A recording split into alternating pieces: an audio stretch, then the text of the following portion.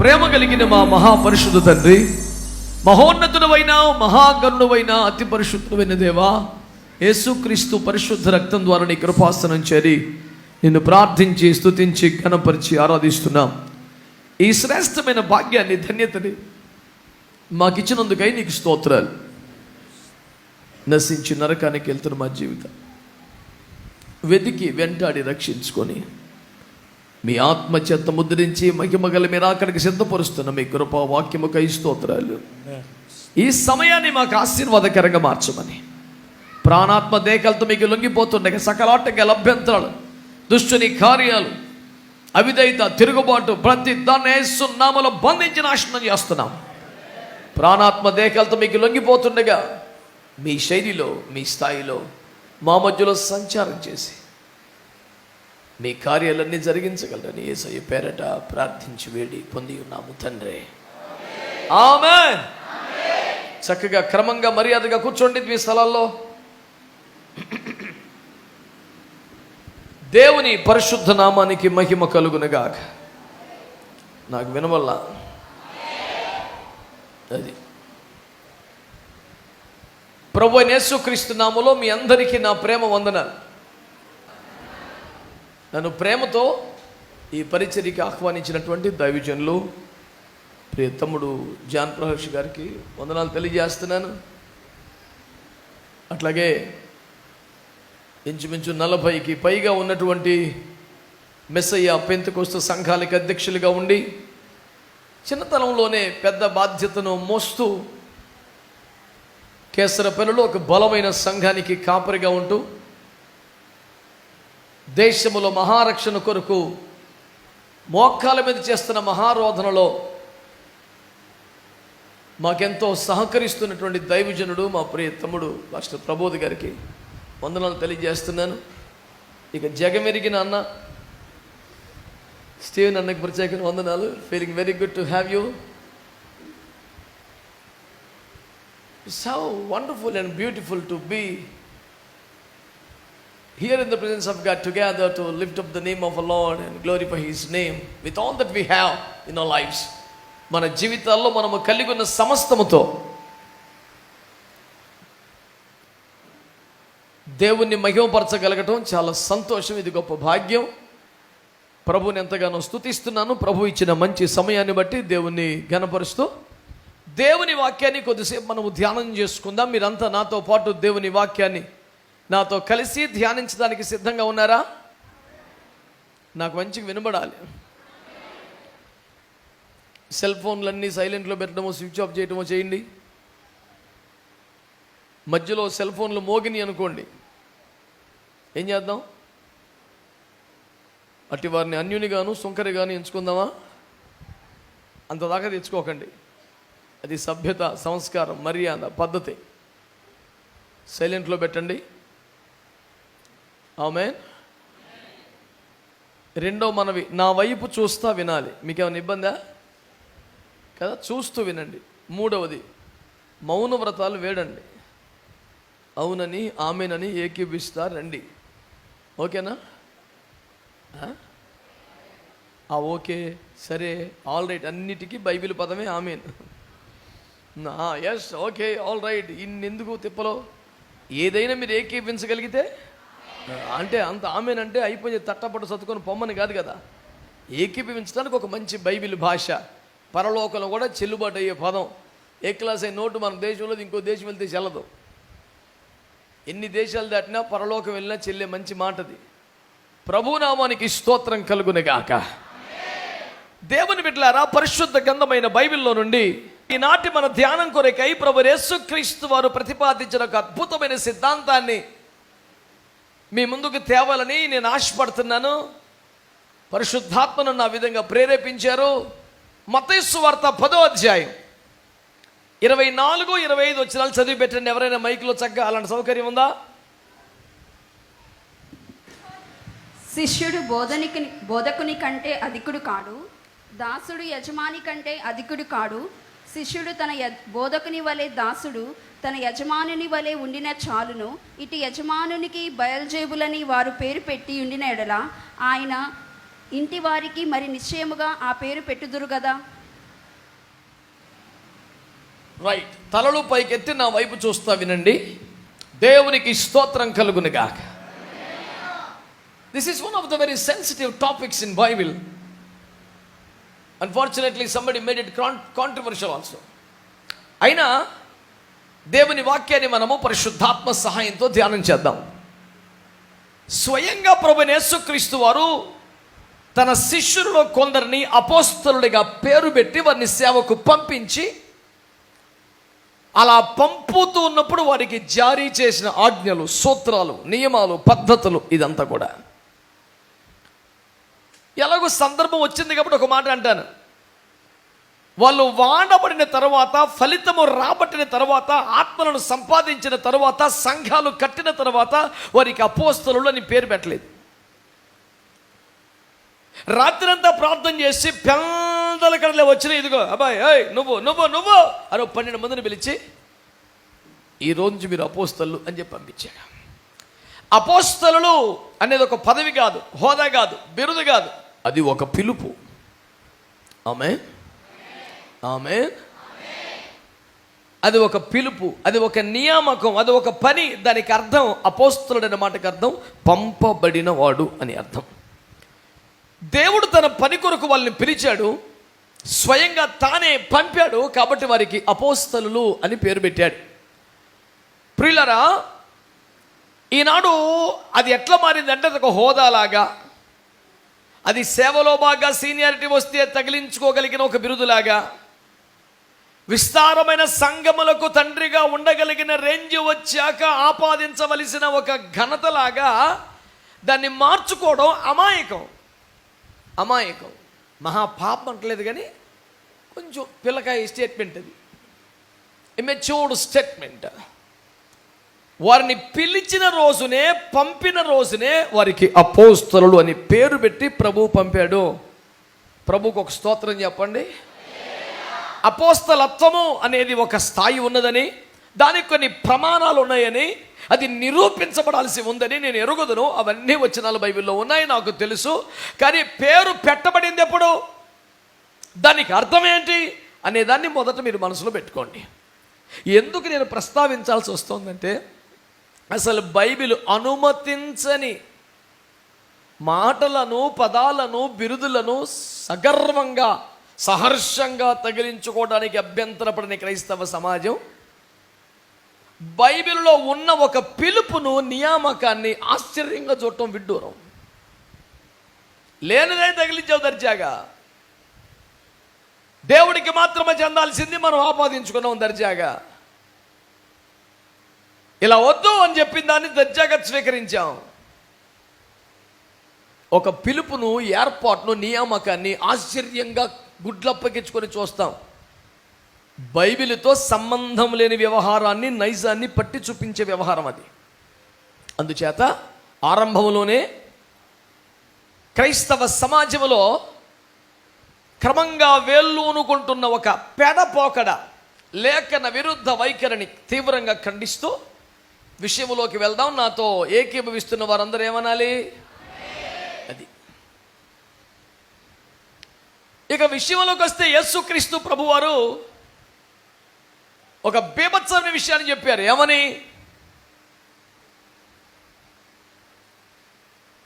శిష్యుడు తన బోధకుని వలెను, దాసుడు తన యజమానుని వలెను ఉంటే చాలురా బాబు, అంతకన్నా ఎక్కువ ఏమీ ఆశించడం లేదు అన్నాడు.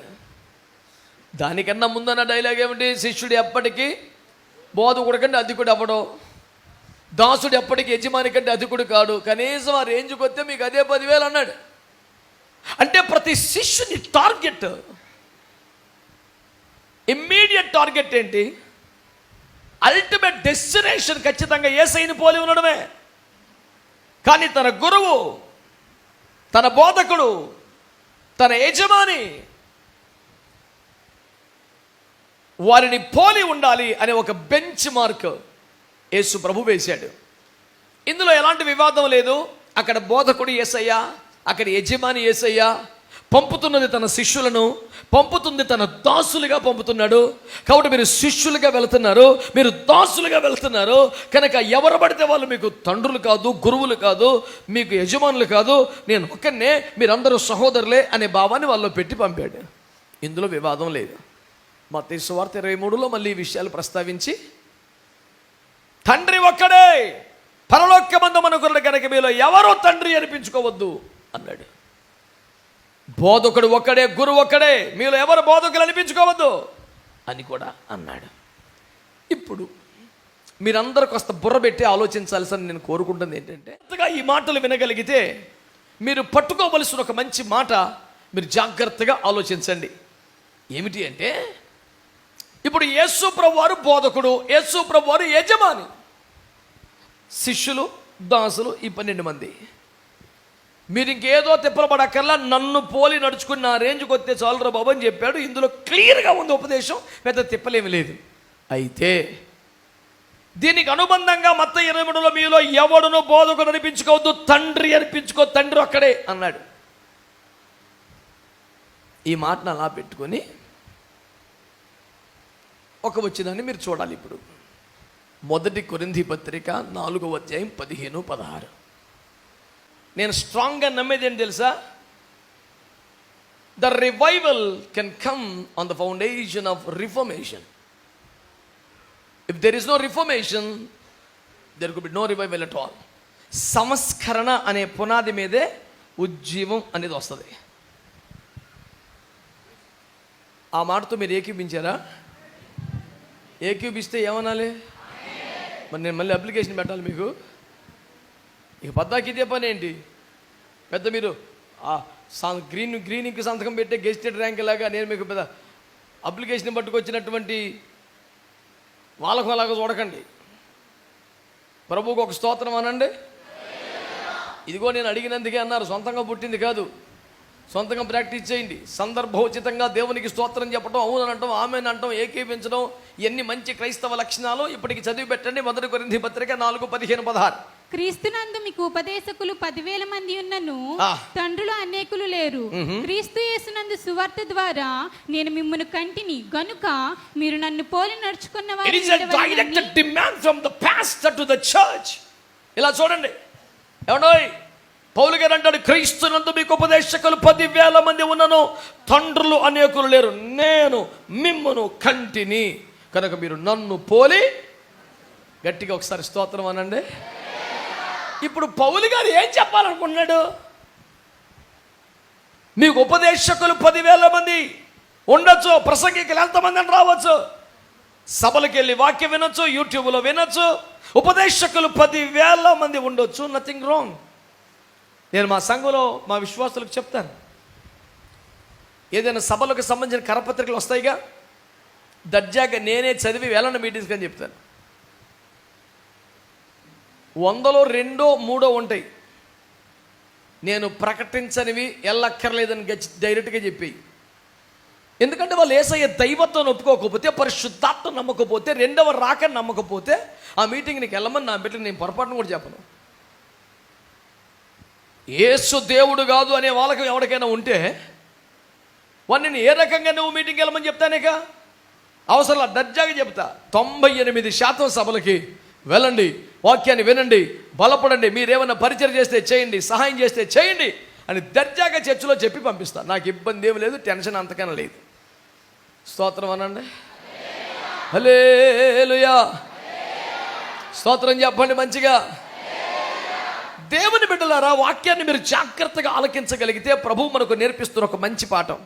ఇలా ఉపదేశకులు 10,000 మంది ఉండొచ్చు. మీరు ఎక్కడికి వెళ్ళకూడదు, ఇంకెవడి మాట వినకూడదు, కళ్ళకి గంతలు కట్టుకొని నా ఇంకా చూడాలని నేను నా బిడ్డలకి చెప్పను.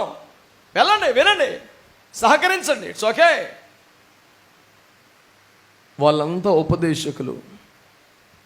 నేను మిమ్మల్ని కన్నాను తండ్రిని అని పౌలు మాట్లాడుతున్నాడు. ఇప్పుడు చెప్పండి, పౌలు గారు మంచి సేవకుడా కాదా? దేవుని చిత్తములో సేవ చేశాడు, దేవునికి వ్యతిరేకంగా సేవ చేశాడా? మరి స్వయంగా యేసు ప్రభువు ఏమన్నారు? తండ్రి ఒక్కడే, మీరు ఎవరు తండ్రి అనిపించుకోవద్దు అని అంత గట్టిగా అరితే యేసు ప్రభు, ఇక్కడ అయ్యగారు ఏమన్నాడు? నేను మిమ్మల్ని తండ్రిని, నేను కన్నాను. ఇప్పుడు పౌలు గారు వరుస తప్పాడా, వాక్యాన్ని తప్పాడా? దేవుని చిత్తంలో చేశాడా, బయటకు వచ్చేసాడా? మరి మీరు తండ్రి అనిపించుకోవద్దు, పరలోకంలో తండ్రి ఒక్కడని యేసు అంత గట్టిగా చెప్తే నేను మిమ్మల్ని కన్నాను అంటాడేంటి? అందరూ ఉపదేశకులు తండ్రులు కాదు, మీకు తండ్రి నేను అంటాడేంటి? మరి అక్కడితో ఆగాడా? తెస్సలోనికలు రాసిన మొదటి పత్రిక 2వ అధ్యాయం 7వ వాక్యం ఏమని చెప్పాడు చెప్పండి. అయితే స్తన్యమిచ్చు తల్లి తన సొంత బిడ్డలను గారవించినట్లుగా మేము మీ మధ్యను సాధువులమై ఉంటిమి. ఏమంటాడు? స్తన్యమిచ్చు తల్లి తన సొంత బిడ్డను గారవించినట్లుగా మేము మీ మధ్య సాధువులమై ఉంటిమి. ఇలా చూడండి, ఇంకా దొరకలేదు పేజీ, ఇంక దొరకదు, వదిలేసేయక. ప్రభు రాకడో చేద్దామాయ్ ఇటు ఇంకొద్దో, శ్రమలు పడకో. ప్రభుకు ఒక స్తోత్రం చెప్పండి. హల్లెలూయా. ఇందాకేమన్నారు? క్రీస్తునందు మీకు ఉపదేశకులు 10,000 మంది ఉన్నను, తండ్రులు లేరు, నేను కన్నాను మిమ్మల్ని అన్నాడు. తండ్రిని అన్నాడు కదా. ఇప్పుడు ఏమన్నాడు? స్తన్యం ఇచ్చే తల్లి తన సొంత బిడ్డను గారవించినట్లు మేము మీ మధ్యలో సాధువులమై ఉంటుమి. అంటే పాలిచ్చే తల్లి ఒక సాధువులాగా ఓపిగ్గా సాత్వికంతో బ్రతిమాల్తా గారాభం చేస్తా బిడ్డను పెంచినట్లు మేము మిమ్మల్ని పెంచుతున్నాం. అంటే బిడ్డ పాలు తాగనని ఒకవేళ మారం చేస్తే సావు, తాగకపోతే నీ కడుపు పడుతూ నువ్వే చస్తావు, నాకెందుకని అవతల భార్య వెళ్ళిపోద్దా తల్లి? ఆ బిడ్డను ఆకలి తీర్చడానికి, దాన్ని బ్రతికించడానికి తాను ఎన్ని తిప్పలు పట్టాకైనా ఇష్టపడుతుంది. మేము అలా సేవ చేస్తున్నాం కాబట్టి మీకు మేము తల్లి లాంటి వాళ్ళము అన్నాడు పౌలు గారు. ఇంతకీ తండ్రే తల్లే? ఇందాకేమో నేను తండ్రిని అన్నాడు, ఇప్పుడేమో ఇంతకీ సంఘ కాపరి సంఘానికి తండ్రే తెల్ల? ఇంతకీ ఎందుకని? పురుషుడు కాబట్ట. మరి పౌలు గారు కాదా పురుషుడు? ఇక్కడ అందరూ శ్రద్ధగా గమనించాల్సిన విషయం, పౌలయ్య గారు దేవుని చిత్తములోనే సేవ చేశాడు, వరుస తప్పలేదని మీరే అన్నారు. మరి యేసు ప్రభు వారేమో స్వయంగా ఏమని చెప్పారు? పరలోకములను తండ్రి ఒక్కడే మనకు తండ్రి, ఇంకెవరు తండ్రులు కాదు, మీరు తండ్రులు అంటే అందరూ సహోదరులు మాత్రమే అని కొండబద్దలు కొట్టేశాడు. ఇదేమో క్రీస్తు నందు నేను మిమ్మల్ని కన్నాను కాబట్టి తండ్రినని, పాలిచ్చి పెంచుతున్నాడు కాబట్టి తల్లినని ఈయన గారు చెప్పుకున్నారు. How could Paul claims like that? ఎట్ట కుదురుద్ది? ఇందు నిమిత్తం తేలుచున్న ఫలితార్థం ఏమనగా పెద్దగా బుర్రలు బద్దలు కొట్టుకునే పని లేదు, ప్రశాంతంగా కూలికి ఒక చిన్న మాట వినండి, ఇప్పటికీ ఎప్పటికీ తండ్రి ఆయనే అనండి. అనండి అల్లెలే కదా నేను అన్నది ఏంటి? ఇప్పటికీ ఎప్పటికీ తండ్రి. అందులో ఇంక డౌట్ ఏమీ కూడా. కాకపోతే సంఘ కాపరులు అనండి, మిమ్మల్ని క్రీస్తులో సంపాదించుతున్నప్పుడు తండ్రి పాత్రను, క్రీస్తులో పెంచుతున్నప్పుడు తల్లి పాత్రను పోషిస్తారు. అది ఒక బాధ్యత, పాత్ర మాత్రమే. స్తోత్రం చెప్పండి. మీకు అర్థమైందా? ఇప్పుడు గట్టిగా మాట్లాడితే కాపరి అంటాం. పోనీ కాపరి అంటే మాత్రం అసలు ఒరిజినల్ కాపరి ఎవరు? గొప్ప కాపరి ఎవరు? ప్రధాన కాపరి ఎవరు? మంచి కాపరి ఎవరు? అందాక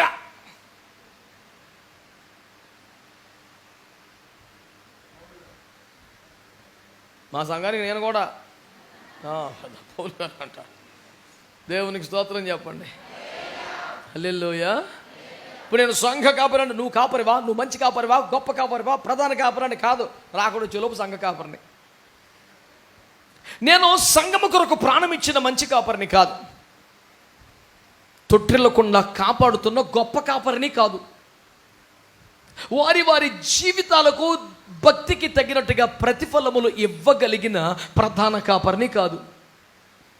ఈ మంచి కాపరి కోసం ప్రాణం పెట్టాడని, ఆ గొప్ప కాపరి కాపాడుతున్నాడని, ఆ ప్రధాన కాపరికి జీతం ఇస్తాడని నిన్ను అటు ఇటు చెదిరిపోకుండా కాపాడే ప్రస్తుత సంఘ కాపరిని మాత్రమే. ఆ రేంజ్ లేదు కాబట్టి ఇంకో స్థాయి ఉంది. సరిగ్గా అలాగే ఎప్పటికీ పరమ తండ్రి ఒక్కడే, మనందరికీ తండ్రి ఒక్కడే. కానీ క్రీస్తునందు మనల్ని సంపాదించినందుకు, 2 క్రీస్తులో మనల్ని వాక్యం అనే పాలతో పెంచుతున్నందుకు సంఘ కాపరులు కొంత తండ్రి పాత్రను, కొంత తల్లి పాత్రను పోషిస్తారు. పోషించాలి, లేకపోతే మనం సర్వైవ్ అవ్వలేం కదా. కాబట్టి దేవుని వాక్యం ఏం తెలియజేస్తుంది? శిష్యుడు తన బోధకుని వలన, దాసుడు తన యజమానుని వలన ఉంటే చాలు. మీకు అల్టిమేట్ రేంజ్ అదే. నెక్స్ట్ లెవెల్ ఇంకోటి ఉందలే, అందాకిదే. అలా కాదండి. మరి ఆయనే తండ్రి అన్నాక మళ్ళీ తండ్రి పాత్ర, తల్లి పాత్ర అవసరమా అనే ఒక అభిప్రాయం కలుగుతుంది ఖచ్చితంగా కదా. చాలా సరళంగా, ఏ సంక్లిష్టత లేకుండా, చాలా కూల్గా ఈ మాటను మనం ధ్యానం చేద్దాం. శ్రద్ధగా ఈ మాట వినే ప్రయత్నం చేయండి. ప్రభువుకు ఒక స్తోత్రం చెప్పండి. హల్లెలూయా. ప్రభువునందు మిక్కిలి ప్రియమైన దేవుని బిడ్డలారా, శ్రద్ధగా జాగ్రత్తగా ఆలకించాలి. దేవుని వాక్యాన్ని మంచిగా వినడానికి ఇష్టపడండి. ఇప్పుడు వాక్యాన్ని మనము పరిశీలన చేస్తే బైబిల్లో మనకు తేలుతున్నటువంటి మంచి సమాచారం చెప్తాను. 1 కొరింథీ పత్రిక 11 ప్రారంభంలో పౌలు గారు ఏమన్నారు? నేను క్రీస్తుని పోలి నడుచుకున్న ప్రకారం మీరు నన్ను పోలి. అదేంటి, మళ్ళీ దారి తెప్పాడా? మళ్ళీ లిమిట్ దాటేశాడా? ఎఫెసీ పత్రిక 5:1 మీరు ప్రియులనే పిల్లల వలె దేవుని పోలి నడుచుకుని ఉంది కదా. ఆయనే మనకు మాదిరి అని ఉంది కదా. మళ్ళీ ఈయన పోలి నడుచుకోవడం ఏంటి? ఎఫెసీ పత్రిక 5:1 మీరు దేవుని పోలి నడుచుకునుడి అని చెప్పిన పౌలు గారే, నేను ఆయన్ని పోలి నడుచుకున్నాను కనుక నన్ను చూడండి, ఇలా చేయండి అని చెప్పాడు. ఎక్కడో మహిమలో ఉన్న యేసుని వాక్యములో తప్ప అక్షరాలా చూడలేం గనక ఆయనను పోలి, ఆయన వలె త్యాగము కలిగి, ఆయన వలె భారము కలిగి, తండ్రి చిత్తము కొరకు, తండ్రి రాజ్యము కొరకు, తండ్రి సంతోషం కొరకు తన జీవితాన్ని, సంతోషాల్ని, సుఖాల్ని, బంధాలని పక్కన పెట్టి ఒక సంఘ కాపరి ప్రయాసపడుతుంటాడు కనుక పౌలు ఏమంటున్నాడు? నాకులాగే విడిచిపెట్టుకోండి, నాకులాగే తగ్గించుకోండి, నాకులాగే ప్రయాసపడండి, నాలాగే తిప్పలపడండి అంటూ ఆయనను పోలి నడుచుకునే క్రమంలోనే అందాక నన్ను పోలి నడుచుకోండి. ఈ రేంజ్కి వచ్చాక నెక్స్ట్ లెవెల్ అది. పరుగు పందెంలో పరిగెత్తేవాడు తనకన్నా 30 మంది ముందు ఉన్నారు, వీడు 31వ మనిషి. వీడు ఎవరిని చూడాలి? ఫస్ట్ ఇమ్మీడియట్గా ఉన్నవాడు చూడాలా? వీడి కాదు అసలు 30 మంది కన్నా ముందు ఉన్నాడు ఆడిని. కరెక్టే, నీకు ఎదురుకుండా ఎవడున్నాడు? ఫస్ట్ ఈయన దాటితే నెక్స్ట్ వాడు, వాడిని దాటితే నెక్స్ట్ వాడు, వాడిని దాటితే నెక్స్ట్ వాడు. అలాగా క్రైస్తవ జీవితానికి, ఆధ్యాత్మిక జీవితానికి ఎదురుగా కనపడుతున్న ఒక మాదిరి సంఘ కాపరి. స్తోత్రం చెప్పండి. హల్లెలూయా. ఆ తండ్రిలాగానే మనల్ని పోషిస్తూ ఉంటాడు కాబట్టి తండ్రి అనబడుతున్నాడు. ఆ తల్లిలాగా మనల్ని గారవిస్తున్నాడు కాబట్టి, అంటే ఒకని తల్లి ఒకని ఆదరించినట్లు నేను మిమ్మల్ని ఆదరిస్తాను, ఓదారుస్తాను అన్నాడు కదా. అంటే ఆదరణ పరిచర్య, ఓదార్చే పరిచర్య తల్లి పాత్ర సూచిస్తోంది. సంరక్షణ, పాలన, గద్దింపు, శిక్ష చేయటం తండ్రి పాత్ర సూచిస్తుంది. ఇవన్నీ సంఘ కాపరి చెయ్యాలిగా. మాట్లాడరేంటి? చేస్తాడుగా. అందుకని మరి అలా చెయ్యాలంటే, చెప్పాలంటే తాను కొంత తిప్పలు పడాలిగా, కొన్ని వదులుకోవాలిగా, కొన్ని ప్రయాసాలు పడాలిగా. అందుకని వాక్యం అంటుంది, ఆయన పరమ తండ్రి, ఈయన ఆయన వద్దకు వీళ్ళు చేర్చుటకు ప్రయాసపడుతున్న తండ్రి. క్రీస్తు నందు నేను మిమ్మును కంటిని గనక మీరు నన్ను పోలి నడుచుకొనుడి. నేను కన్నాను గనక నన్ను పోలి నడుచుకొనుడి. నేను యేసులాగే ఉన్నాను గనక నన్ను పోలి నడుచుకొనుడి. ఈ 2 సందర్భాలు కనుక నేనే దేవుణ్ణి గనక నన్ను పోలి నడుచుకోమని చెప్పడం కాదుగా. నేను దేవుణ్ణి అయిపోయిన నా అహంభావం కాదుగా. అర్థమవుతున్న వాళ్ళు స్తోత్రం చెప్పండి. ఈ మొత్తం చర్చలో తేలుతున్న ఫలితార్థం ఏమనగా, బోధకుడు ఆయనే, యజమానుడు ఆయనే, తండ్రి ఆయనే. అయినా క్రీస్తునందు కన్నందుకు, క్రీస్తులో పెంచుతున్నందుకు తండ్రిగా, తల్లిగా ఒక బాధ్యతాయుతమైన పాత్రను సంఘ కాపరి పోషిస్తూ ఉంటాడు. ఆమేన్. అందుచేతనే మీకు 10,000 మంది ఉపదేశకులు ఉంటే ఉండవచ్చు, తప్పు లేదు. కానీ మీరు పోలి ఉండవలసినది, మీరు అనుసరించవలసినది, మీరు వెంబడించవలసినది సంఘ కాపరులనే అనే సిద్ధాంతాన్ని పౌలు గారు గట్టిగా ప్రతిపాదించాడు. ఏకీభించే మనసు ఉంటేనే మీరు ఏమనాలి? మర్యాద కనబాకండి. ఎందుకని మీరు కొత్తగా ప్రభు నమ్మకం కాదు. మా తమ్ముడే కాదు, నేను కూడా పుట్టకెత్తమే క్రైస్తవులు ఉంటే ఉండొచ్చు. కనుక కొత్తగా యేసు ప్రభుని, భక్తిని, బైబిల్ని పరిచయం చేసే అవసరం మీకు లేదు. మీకు కొద్ది గొప్ప వాక్యానుభవం, క్రైస్తవ అనుభవం ఉన్నాయి కనుక నేను మిమ్మల్ని అడుగుతున్న ప్రశ్న, మీరు ఏకీభవించగలిగితేనే ఆమె నేను చెప్పండి. పొలోమని కంగారుగా ఆమేన్ హల్లెలూయా అడవడే అక్కర్లా. ఖచ్చితంగా అర్థం చేసుకో, మంచిగా విను. నా సవాల్ ఎప్పుడు ఒకటే క్రైస్తవులకి, వాక్యములో లేనిది చెప్తే చెప్పు తీసుకొని కొట్టు, ఉన్నది చెప్తే సచ్చినట్టు ఒప్పేసుకో, ఎటు కాకుండా మధ్యలో ఉండకో. దీనికి ఏకీపించే ఏమనాలి? ఒక 10 సారి ఇదే సరిపోతుంది నాకు మీతో. ఇప్పుడు తాడి చెట్టు ఎక్కేవని కొంచెం సపోర్ట్ చేయమంటే చేస్తాం, కానీ కడదాకా తోయటువంటి ఆడేందుకు మా పేనానికే మేమే సావచ్చుగా. మంచి వాళ్ళందరూ స్తోత్రం చెప్పండి. చెప్పారు అందరూ?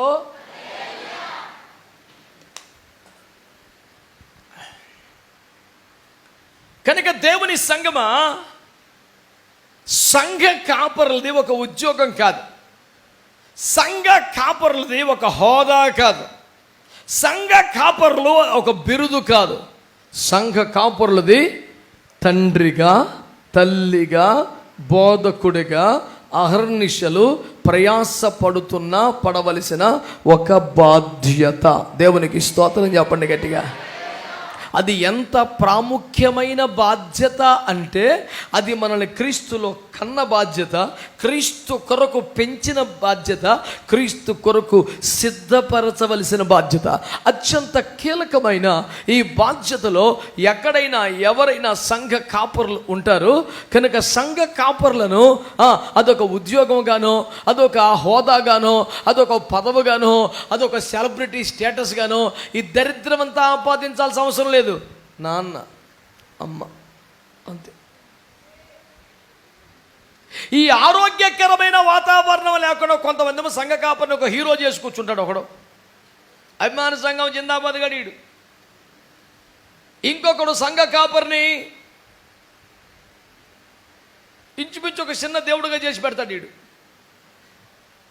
పాదాలకి నమస్కరించడం, సాష్టాంగ దండ ప్రమాణం చేయటం, అడ్డగోలు పూజలు నిర్వహించడం ఈ బాబుతుంటుంది. నేను అంటున్నాను, శరీరంగా మన అమ్మ నాన్న ఉన్నారుగా, వారి పట్ల ఎలా అనుబంధాన్ని, ఆప్యాయతను, గౌరవాన్ని కలిగి ఉంటామో అలాంటి ఒక చక్కటి అనుబంధాన్ని, ఓ చిక్కటి ఆప్యాయతను సంఘ కాపరులతో కలిగి ఉండటం ఆరోగ్యవంతమైన ఆధ్యాత్మిక లక్షణం. ప్రభువుకు ఒక స్తోత్రం చెప్పండి. ఆమేన్ హల్లెలూయా. అర్థమైందా? స్తోత్రం చెప్తున్నారా? ఇక్కడ ప్రతిపాదించబడ్డ సిద్ధాంతం ఏమిటంటే, బోధకుడు యేసు ఒక్కడే, యజమాని యేసు ఒక్కడే, తండ్రి ఆ పరమ తండ్రి ఒక్కడే. అయినా సంఘ కాపరులు ఆ తండ్రులుగా అవతరించరు, ఆ తండ్రుల స్థానానికి ఆక్రమించరు, కానీ ఆ తండ్రి స్థానములో నిలిచి బాధ్యతలు చక్కబెడతారు. అందుకనే ఒక కృతజ్ఞత కలిగిన ఆప్యాయతను, అనుబంధాన్ని సంఘ కాపరులతో మనము కలిగి ఉండాలి. ఇది బైబిల్ ప్రతిపాదిస్తున్న, పౌలు స్థిరపరిచిన సిద్ధాంతం. దేవునికి స్తోత్రం చెప్పండి గట్టిగా. ఆమేన్ హల్లెలూయా. ఎందుకని? ఎందుకు మనం అలాంటి అనుబంధాన్ని కలిగి ఉండాలి? ఎలా ఎందుకు కృతజ్ఞత కలిగి ఉండాలి? ఎందుకు ఆ ట్రీట్మెంట్ మనం ఇవ్వాలి? ఎందుకని?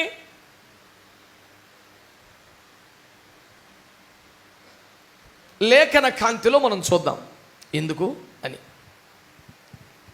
లూకాసు వార్త 10వ అధ్యాయం 35లో ఒక మంచి కుర్రోడు కొట్టబడి రక్తసిక్తమై గాయాలతో రోడ్డు పక్కన పడి ఉన్నాడు కదా, చదవండి.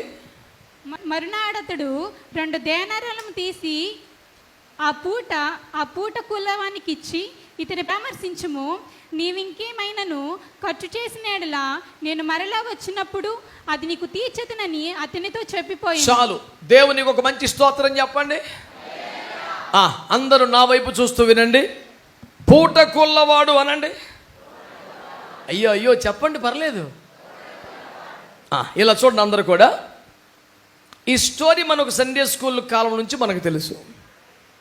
బాగా వినాలి మీరు. ఇలాగా ఇంకా చదివేస్తున్నారేంటారా బాబు బైబిల్? ఇంకా అవ్వలేదా బైబిల్ మొత్తం? ఇప్పుడు లోక 10 మొత్తం చదివేస్తున్నాం ఏంటి? ఆ వచ్చిదాన్ని చదివి ఈ పూటగా ధ్యానం చేయాలి. పొలోమని పాకిపోవటంగా దట్టి ఇటు వినండి. స్వయంగా యేసు చెప్పాడు, ఒకడు యెరూషలేము నుండి ఎక్కడికి వెళ్తున్నాడంట? యెరూషలేం అంటే దేవుని మందిరం ఉన్న స్థలం, పరిశుద్ధులు కొడుకున్న స్థలం, ప్రార్థనా సహవాసం, పరిశుద్ధాత్ముడు దిగి వచ్చిన చోటు, సంఘం కట్టబడ్డ చోటు, ప్రార్థనలు చేసే చోటు కదా. దైవ సాన్నిధ్యం నుండి ఒకడు ఇటుపోతున్నాడు, ఎరికోకి వెళ్ళిపోతున్నాడు, లోకంలోకి పోతున్నాడు, దిగి వెళుతున్నాడు. ఆధ్యాత్మిక ఔన్నత్యం నుండి లోకంలోకి పడిపోతున్నాడు. అలా వెళ్ళిపోతూ ఉండగానే ఆ దిగే త్రోవలో దొంగలు పట్టుకున్నారు. వాడి వస్త్రాలు లాగేశారు, చెత్త కొట్టేశారు, సమస్తం దోచుకున్నారు, కొర ప్రాణంతో వదిలేశారు. వాడు సావు బతుకుల్లో ఉన్నాడు. ఒక లేవీయుడు వచ్చాడు, ఏం చేయలా. ఒక యాజకుడు వచ్చాడు, ఏం చేయకుండా పోయాడు. చివరికి ఒక సమరయుడు వచ్చాడు, చూసి జాలిపడి అతడు పడి ఉన్న చోటుకి దిగివచ్చి ద్రాక్షారసమును పట్టి ప్రాణమును తెప్పరలు చేసి నూనె పూసి గాయాలు కట్టి తన వాహనమైన గాడిదను ఎక్కించుకొని ఒక పూట కూళ్ళ వాని ఇంటికి చేర్చి వాడికి 2 దేనారాలు ఇచ్చి, దీంతో వీని పరామర్శ చేయి, ఇది చాలదని నాకు తెలుసు, ఏదో పడుతుంటే కొంత గొప్ప పడుద్ది, నేను వచ్చినప్పుడు ఇస్తానులే అని వెళ్ళిపోయాడు. స్తోత్రం చెప్పండి. ఇప్పుడు ఈ మొత్తం స్టోరీ మనకు తెలిసిన ముచ్చటే కదా. ఇప్పుడు ఆ యెరూషలేము నుండి యెరికోకు వెళ్తూ దొంగల చేతిలో చిక్కి రక్తం మరుగులో కొర ప్రాణంతో పడి ఉన్నవాడెవడో? చాలా మొహమాటం. నేనే ఇవే దేవుని సన్నిధికి దూరమై, దేవుని మార్గానికి దూరమై, సాతానికి చేతికి దొరికి వాడి చేతులు దెబ్బలు తిని రక్తం మడుగులో పడిపోయిన మానవులు మనందరం కూడా. ఇప్పుడు మనకు చాలామంది వచ్చారు, ఆయా గయా కోయి ఫైదా నహి, వచ్చిపోయారు బోల్డ్ మంది. కానీ యేసు ప్రభు వచ్చాడు. స్తోత్రం చెప్పండి. యేసు ప్రభు ఎక్కడికి వచ్చాడు? మనము ఎక్కడ పడి ఉన్నామో అక్కడికి వచ్చాడు. స్తోత్రం చెప్పండి. ఆమేన్. ద్రాక్షారసం ఇచ్చాడంట. బైబిల్ భాషలో ద్రాక్షారసం అంటే ఏమంటే తెలుసునా? యేసయ్య పరిశుద్ధ రక్తం. ఆమేన్ అనండి. నూనె ఏంటి చెప్పండి? యేసయ్య పరిశుద్ధ ఆత్మ. ఆమేన్ అనండి. ఇప్పుడు చెప్పండి, నువ్వు పడి ఉన్న చోటికి దిగి వచ్చిన వాడెవరు? గట్టిగా గట్టిగా. ద్రాక్షారసం అనబడిన పరిశుద్ధ రక్తం ఇచ్చింది ఎవరు? నూనె అనబడే పరిశుద్ధాత్మనిచ్చింది ఎవరు? క్రొత్త నిబంధన పాత నిబంధన 2 దేనారాలు ఇచ్చింది ఎవడు? అన్ని ఆయనే. నిన్ను ఎత్తుకొచ్చి పూట కూళ్ళవాని ఇంట్లో దింపింది ఎవరు? ఇప్పుడు చెప్పండి, ఆ పూట కూళ్ళవాని ఇల్లు అంటే ఏది? కొంచెం గట్టిగా, ఇంకా బాగా. సరైన పదం ఏంటంటే మందిరం. చెప్పండి. సంఘం అంటే భౌతిక నిర్మాణం కాదు, దేవుని బిడ్డల సముదాయాన్ని సంఘం అనాలి. ఇప్పుడు వినండి, నీవు పడి ఉన్న పాపపు స్థితిలో నీ వద్దకు దిగి వచ్చిన వారెవరు? గట్టిగా. పరిశుద్ధ రక్తం ఇచ్చిన వారెవరు? పరిశుద్ధాత్మలు ఇచ్చిన వారెవరు? నీ గాయములు కట్టిన వారెవరు? నిన్ను పూట కూళ్ళ వనికైనా మందిరానికి చేర్చిన వారెవరు? నిన్ను పూట కూళ్ళ వారి చేతిలో పెట్టింది ఎవరు? అన్నీ యేసయ్యే. గాయాలు కట్టింది ఎవరు? కాదు. రోజు శుద్ధి చేసేది ఎవరు? రోజు సేవ చేసేది ఎవరు? ఈ గాయాలు మానిపేది ఎవడు? నీకు సేకరి చేసేది ఎవడు? నిన్ను తయారు చేసేది ఎవడు? యేసు మంది నిలబెట్టేది ఎవడు? అర్థమైందో మాత్రమే స్తోత్రం చెప్పండి. నీ కొరకు దిగి వచ్చింది, నువ్వు పడి ఉన్న చోటుకు వచ్చింది, నీకు రక్తం ఇచ్చింది, నీకు ఆత్మ. ఎంత పెద్ద దైవజనుడైనా ప్రపంచ ప్రసిద్ధి గాంచినవాడు తన రక్తాన్ని ఎవడో పనిచేయదో, తన ఆత్మని ఎవడో పనిచేయదో. రక్తం ఇచ్చింది యేసయ్యే, ఆత్మనిచ్చింది యేసయ్యే, 2 ధ్యానాలు ఇచ్చింది యేసయ్యే. నిన్నొక సంఘానికి చేర్చింది కూడా. చేర్చినప్పటి నుంచి మళ్ళీ ఆయనకి అప్పగించేదాకా నీకు నానా సేకరి చేసేవాడి పేరే సంఘ కాపరి. సో ఆజ్కల్ క్యా హో గయా, ఏ పాస్టర్ ఎక్దం అజ్నబీ బన్ గయా. ఇది ఎవడో అసలు సంబంధమే లేదు. నీ పుల్లు, నీ రసి, నీ గొడవ, గోత్రం ఈ సేకరి చేసేవాడు ఎవడో. పేన ఒప్పుతలేదు, నోటితో చెప్తాను. ఒక రేంజ్కి వచ్చేసారు రా బాబు ఒక్కొక్కడు. స్తోత్రం చెప్పండి. ఎప్పుడైనా యూట్యూబ్లో నా ప్రసంగం పెట్టుకుని మా సంఘంలో రేవెట్టేస్తాను, మామూలుగా ఉండదు. పాలిష్ పుట్టిన మాటలో డిప్లొమాటిక్ స్టేట్మెంట్స్ ఏముండవు. రక్తమే చెయ్యి. స్తోత్రం చెప్పండి. నేను బుట్టాయిగుల్లో సేవ చేసిన కాలంలో ఈ పిల్లోడు చిన్న పిల్లోడు కనుక అప్పుడు నా గొడవ గుర్తుండి ఉండదు. నేను గుర్తుండి ఉంటాను మా అయితే. కానీ ఒక 3 సంవత్సరాలు ఆ గ్రామంలో ఉన్నాను నేను. దేవునికి స్తోత్రం. బుట్టాయిగూడలో ఉండగా బుట్టాయిగూడ నుంచి బయటకు వచ్చే లోపు 5 సంఘాలు ప్రభు నాకు ఇచ్చారు. మొదటి ఆరాధన కోట రామచంద్రపురం ఉదయం 7 నుంచి 9 సైకిల్ వేసుకుని వెళ్ళిపోయింది తెల్లారిపాటికి. దేవునికి స్తోత్రం. అప్పుడు స్కూటర్ కూడా లేదు ఇంకా. అది అయిపోయిన తర్వాత 10 నుంచి 12 బుట్టాయిగూడెం, 1 గంట నుంచి 3 జంగారెడ్డి చెరువు గట్టు మీద ఆ వెలసలో నాన్నగారికి చిన్న సంఘం ఉండేది. అది అప్పుడు ఆ సైకిల్ జంగారెడ్డి బస్ స్టాండ్లో పడేసి మళ్ళీ బస్సు ఎక్కి కామరకోటలో దిగి 5 to 7 నాన్నగారి సంఘంలో యూత్ మీటింగ్. 7కి మళ్ళీ సైకిల్ పట్టుకుంటే జలపవారిగూడెంలో 7:30కి స్టార్ట్ చేసేవాళ్ళు. 8 to 10 అక్కడ సభ పెట్టుకొని సంఘారాధన. ఇంటికి వస్తే 11:30, 12. వీడి వారం అంతా సరైన తిండి ఉన్నది సావదలే పాపం, తిరిగి వచ్చాడని 12 గంటల వరకు మెలుగుని మా మమ్మీ అప్పుడు సైకిల్ అట్ట పడేసి నూతికాడికి వెళ్ళి స్నానం చేసి ఫ్రెష్గా వస్తే ఒక శ్రేష్టమైన ఆహారం పెడితే తిని మళ్ళీ పొద్దున్న లేచి ఎక్కటమే. ఏసు రక్తమే చేయ సైకిల్. హల్లెలూయా. మంచిగా చెప్పండి. ఇవ్వలేదో మరి విస్తారముగా, మరి ఫస్ట్ నుంచి విస్తారమైన ప్రయాసే, సుఖం ఎప్పుడు లేదు. మొన్న ఒక సభలో స్టీవెన్ అని గురించి కూడా ఆ మాట చెప్పాను. ఇప్పుడు మంచి ఖరీదైన సొక్క, సూటు ఇవన్నీ మీరు చూస్తున్నారు. కానీ క్యాసెట్లు, అట్టపెట్లు, పాటల పుస్తకాలు నెత్తిన పెట్టుకుని నానా సాగులు తెచ్చి రాష్ట్రం అంతా అటు నిజామాబాద్ నుంచి శ్రీకాకుళం దాకా తిప్పలు పడ్డాడండి. ఇప్పుడు ఎవడైనా క్రైస్తవుడైతే, తెలుగోడైతే స్టీవెన్సన్ అన్న పాట తెలియడు ఉన్నాడా? ఒకటి కాకపోతే ఒకటన్నా. మరి అంత విస్తారమైన ప్రాచుర్యం ఎట్టొచ్చింది? ఓ సిద్ధపరచని స్టేజీ ఉంటే సాహిత్యం కానీ, సంగీతం కానీ, బైబిల్ వాక్యాలు కానీ, ప్రమాణాలకు ఏమీ తెలియపోయినా వచ్చి పొడుకు 2 ముక్కలు కేకలేసేవాడికి వచ్చిద్దా? వ్యవహారం ఉండాలా? మంచి వాళ్ళందరూ స్తోత్రం అనొచ్చుగా. మీకు మంచి మంచి మాటలకి ఏకీపించి ఆమెనంటాకి మీకు ప్యానం ఒప్పుతలేదురా బాబు. కూటమి అయిపోయాక ఏకీపిస్తారు అందరూ. ప్రేమ విందులో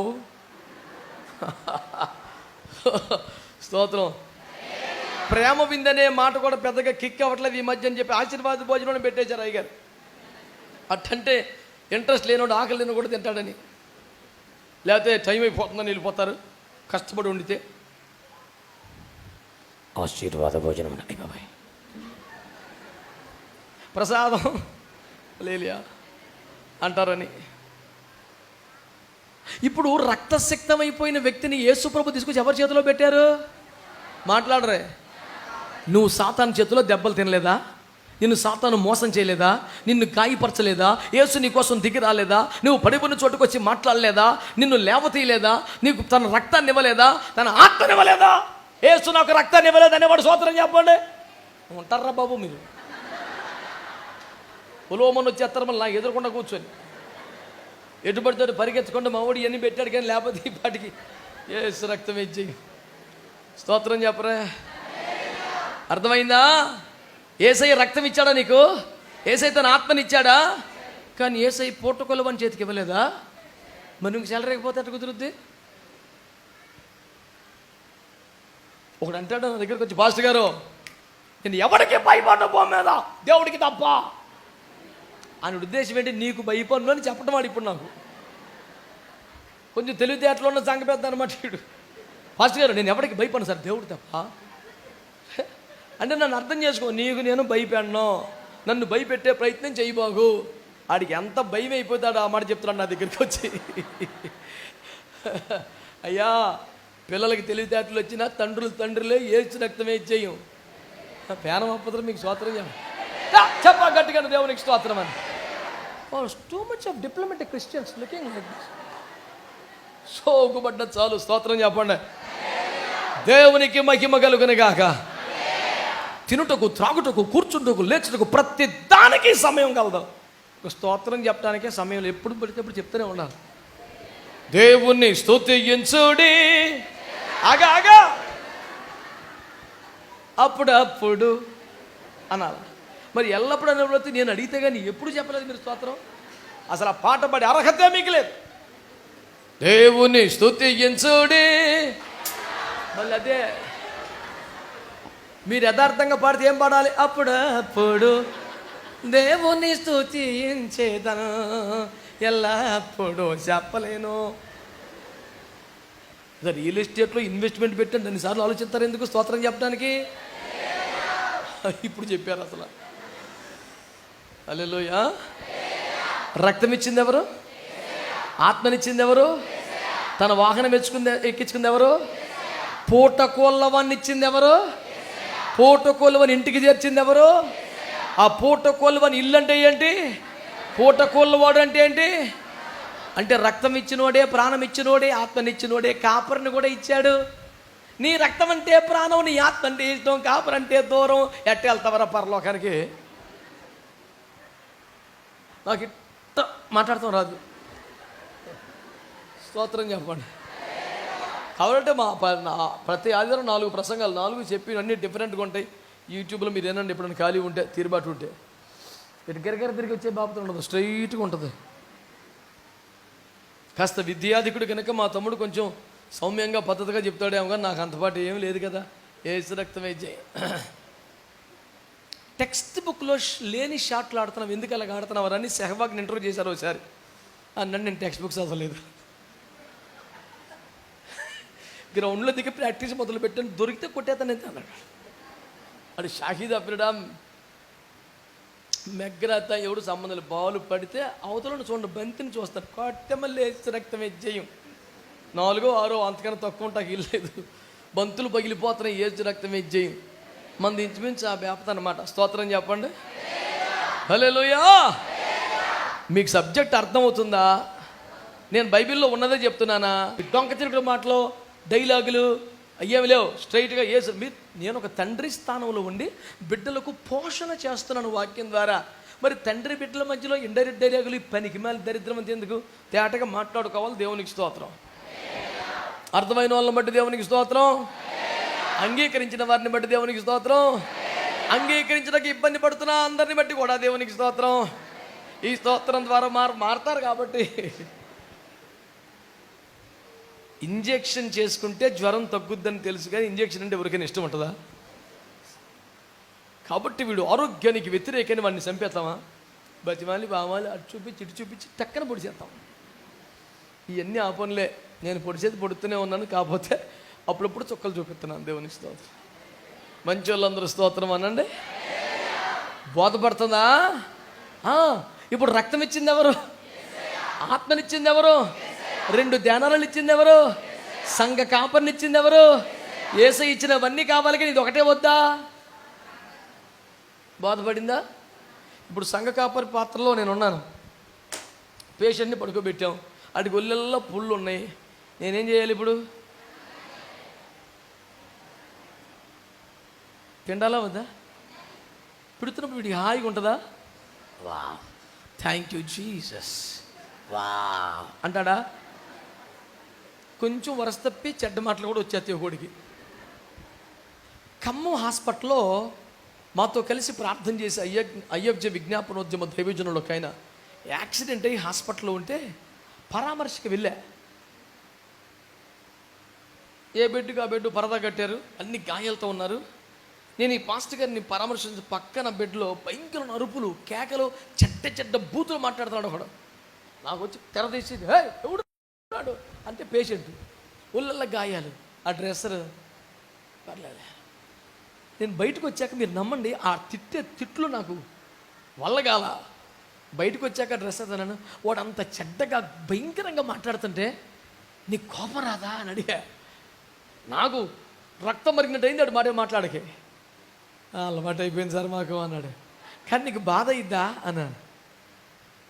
కొత్తలో అయ్యేది కానండి, ఇప్పుడు అవ్వట్లేదు సార్. నువ్వు కూడా మాలాంటి మనిషివే కదా, నీకేమనిపిస్తుంది అన్నాడు. ఆడ బాధలో పాపం ఉండి అలా గడుస్తాడండి. వాడు తగ్గిపోయాకండి వెళ్ళేటప్పుడు మా కాళ్ళకి దండం పెట్టి వెళ్తాడు సార్. ఆడన్నాడు, మీకు సంగతి తెలుసా, డాక్టర్ గారు కూడా దండం పెట్టాడు, వాడు నాకు దండం పెడతాడు అన్నాడు. ఆ హాస్పిటల్ ఆ కారిడార్లో దేవుడే నాతో మాట్లాడుతున్నట్లుగా అనిపించింది నాకు. నేను ఒక సంఘ కాపరి పాత్రలో ఉన్నాను కదా, నేను కూడా వాళ్ళకి ట్రీట్మెంట్ ఇస్తున్నప్పుడు తట్టుకోలేక బాధ అయ్యి, నేనంటే పగ శత్రుత్వం కాదు కదా, ఆ ట్రీట్మెంట్ అలా ఉంటుంది కాబట్టి ఆడు అరిచి గోల పెడతాడు. నేను కొంచెం పెద్దనుగా తమ్ముడా అలవాటు అయిపోయాను, సేవలో తప్పదు మనకే, దేవునికి స్తోత్రం. మా తమ్ముడు వాళ్ళు ఇద్దరు కాపర్లు ఉన్నారు కాబట్టి బాధలు చెప్పుకుంటున్నాం, దేవునికి స్తోత్రం అనరే. హల్లెలూయా హల్లెలూయా. చక్కగా పాటలు పాడి ఆరాధన చేసి ప్రజలకి వాక్య సత్యాల్ని వాళ్ళకి ఇష్టమైన పద్ధతిలో నేర్పించే మా స్టీవెన్ అనే కూడా ఈ మంచి సంఘాన్ని చూస్తున్నాడు, తెలిసింది. ఈ సిలువ నీకు స్టార్ట్ అయింది, అయితే యేసు రక్తమే చెయ్యు నీ సిలువను నీవు మోసి. హల్లెలూయా. నేను చెప్పే సువార్త ఏంటంటే, దేవుని బిడ్డలారా ఆలకించండి. విశ్వాసులు చెడ్డోళ్ళని కాదు. మేము వారిని గాయాలు పిండుతున్నప్పుడు వాళ్ళ మీద మాకు కోపం లేదు. వాళ్ళు ఆ ట్రీట్మెంట్ని భరించలేక గబుక్కుని ఏమైనా మాట అంటే మేము వాళ్ళ మీద పగ పెట్టుకోం. మేము పిండినందుకు వాళ్ళు మా మీద కోపం పెట్టుకోరు, వాడు తిట్టినందుకు మేము పగ పెట్టుకోం. వాడి బాధను మేము అర్థం చేసుకుంటాం, మా ప్రయాసను వాడు అర్థం చేసుకోవాలి. ఈ బంధం సంఘ కాపరికి విశ్వాసకి మధ్యలో ఉండాలి. అర్థమైన వాళ్ళు ఏమనాలి? దేవునికి స్తోత్రం చెప్పండి గట్టిగా. రక్తం ఇచ్చినవాడు ఎవరు? ఆత్మనిచ్చింది ఎవరు? పాత నిబంధన కొత్త నిబంధన చెప్పడం రెండు ధ్యానారములు ఇచ్చిన వాడెవడు? కానీ రోజు శాఖరి చేసి గాయాలు మానిపి కట్లు కట్టి ఈ సాగు వచ్చేదంత ఎవరో? సంఘ కాపరి పాత్ర లేదా విశ్వాస జీవితంలో? చెప్పండి. ఖచ్చితంగా ఉంటుంది. యేసు లేకపోతే రక్తం రాదు, యేసు లేకపోతే ఆత్మ లేదు, యేసు లేకపోతే పరిశుద్ధ గ్రంథం లేదు. సంఘ కాపరి లేకపోతే మనం బాగుపడే ఛాన్సే. మన గాయాలు కట్టాలిగా, రోజు శుద్ధీకరించాలిగా. ఇప్పుడు గాయాలన్నీ మానిపోతే చాలదు, స్వస్థ వస్తే చాలదు. యేసు ముందు నిలబెట్టినప్పుడంట యేసుప్రభు అంట చూస్తాడంట, నిన్ను నన్ను మచ్చ కూడా కనపడకూడదంట. ఏంట్రా సరిగ్గా ట్రీట్మెంట్ చేయలేదు అంటాడంట ఆ రోజున. ఈయనిచ్చిన 2 దేనారాలు ఎవడికి ఇచ్చాడు? ఇంటితో వాణ్ణి పరామర్శ చేయమని. ఇదిగో ఈ 2 నువ్వు ముంచుకొని మనకేమైనా ఇచ్చాడా? మనకెవరు సార్? ఆడికి ఇదిగో అని ఇచ్చాడు, కానీ పోనీ ఇదో ఇది నీకోసం ఇది ఉంచుకో అనలేదు. మరి ఎట్ట పని చేయాలా? నేను మరలా వచ్చినప్పుడు ఇస్తానులే అంటే, రాకడలో దేవుడు తప్పక బహుమతి ఇస్తాడని వేరే సైడ్ బిజినెస్ పెట్టకుండా, ఇంకో వ్యవహారం చేయకుండా, ఇంకో ఎత్తుకొచ్చుకునే పని చేయకుండా, నోరు మూసుకొని అన్ని తలాంతులు పక్కన పెట్టి ఇన్కమ్ రైజ్ చేయగలిగిన కెపాసిటీని కూడా కంట్రోల్ చేసుకొని, అడిగి పెట్టిన బ్రెడ్ ముక్క మిగిలితే తిని, అడిగి పెట్టిన యాపిల్కాయలు 2 మిగిలిపోతే తిని, అట్టట్ట బతికి ఆ దినమున ప్రభు ఇచ్చు బహుమానం కోసం కష్టపడి సేవ చేయాలంట. అందుకని సంఘ కాపరిని గౌరవించాలి. ఈ 2 దేనారాలు వాడికి ఇదిగో ₹5 నీకని ఇవ్వాలిగా, ఇవ్వాలా? మళ్ళీ ఆయన అంటే నీ సాల్దలే, నీకేమైనా పడుద్ది? వ్యక్తిగత శ్రద్ధ, కన్నీరు, ఉపవాసాలు, జాగరణాలు, losing all your private life, personal life, ఇవన్నీ పడతాయి. ఉత్తి వాక్యం సరిపోద్దా సంఘానికి? ఈ కాపరి ఎన్ని చెయ్యాలిగా? కుటుంబాన్ని వదిలిపెట్టాలి, త్యాగం చేయాలి, సమర్పించుకోవాలి, ప్రయాసపడాలి. ఇంట్లో పిల్లోడు ఎడతాడు, అవతల సంఘం ఫోన్ చేస్తుంది. బంధువుల్లో పెళ్ళి ఉంటుంది, విశ్వాసుల కుటుంబంలో పుట్టినరోజు ఉంటుంది. ఇప్పుడు దేనికి వెళ్ళాలి? పెళ్ళి పెద్దదా, పుట్టినరోజు పెద్దదా? చెప్పండి. మరి ఇప్పుడు పెళ్ళికి వెళ్ళాలా, పుట్టినరోజుకి వెళ్ళాలా అని కాపరి ఈ సంఘ బిడ్డల పుట్టినరోజును వదిలేసి కానీ పెళ్ళికి వెళ్ళాడో, యేసు రక్తము హల్లెలూయా. ఈ నెత్తికెళ్ళిపోవటానికి పక్కన ఒక దొంగోడు రెడీగా ఉంటాడు. ఆడు విశాల సముద్రంలో వల వేయటం వాడికి రాదు. ఆల్రెడీ వల వేసి పోగేసుకున్న బుట్ట మీదే ఉంటుంది వాడి కన్ను. ఎందుకంటే ఒంట్లో ప్రవహించేది ఏసు రక్తం కాదు, దొంగ రక్తం వాడిది. దొంగోడిని చెయ్యి కోసి సూర్యులో ఏలాడదీస్తే అమావాస్య రాత్రి ఊగుద్దంట. చెయ్యి కోసేసిన అలవాటాడు రాత్రికి. వీడు దొంగ బుద్ధోడు ఇస్కరియోతుగాడు ఈ టీములో చేరిన యేసు వెనకాలన్న సంచి కనపడతాడు, శోధన వచ్చేస్తాడు.